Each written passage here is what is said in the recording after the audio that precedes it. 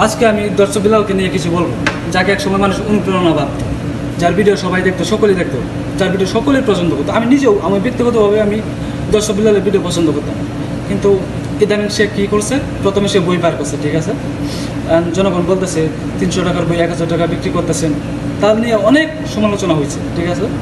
Second, সে কী করছে, গেঞ্জি বাইর করছে, মানুষ বলতেছে এই 200 টাকা 150 টাকার গেঞ্জি আপনি 700 টাকায় সেল করতেছেন, এইগুলো সেকেন্ড। ওইটা শেষ হইতে না হইতে সে এখন কী করছে, হুডি বার করছে। আমি স্ক্রিনে এটা হুডিটা দিয়ে দেবো, ঠিক আছে। এটার দাম সর্বোচ্চ 300 থেকে 350 টাকা, ঠিক আছে। আচ্ছা আমি 400 টাকাই ধরলাম, 400 টাকা। সে এখন এটা বলতেছে 1100 টাকা। মানে কি, এটা কোন ধরনের প্রতারণা? আপনার ফ্রেন্ডের সাথে তো আপনি প্রতারণা করতেছেন, হ্যাঁ। মানে আপনি আপনি সফলতা পেয়ে গেছেন দেখে আপনি বাইরের থেকে এখন কি আপনার ফ্রেন্ডের সাথে প্রতারণা করবেন? হ্যাঁ, এটা কী ধরনের ভদ্রতা? আসলে মানুষ সফল হয়ে গেলে তার অতীত মনে রাখে না। তার বাস্তব প্রমাণ দর্শক বিল্লাল। সফলতা পাইয়া ভাইরাল হইয়া এখন সে নিজের কী মনে করে আমি নিজেও জানি না, ঠিক আছে। কিন্তু আমি এটা বলতে চাই, আপনি প্রতারণা করতেছেন।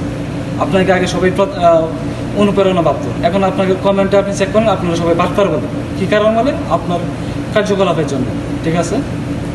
তো আপনাকে নিয়ে আর কিছু বলার নেই। ওকে, ধন্যবাদ।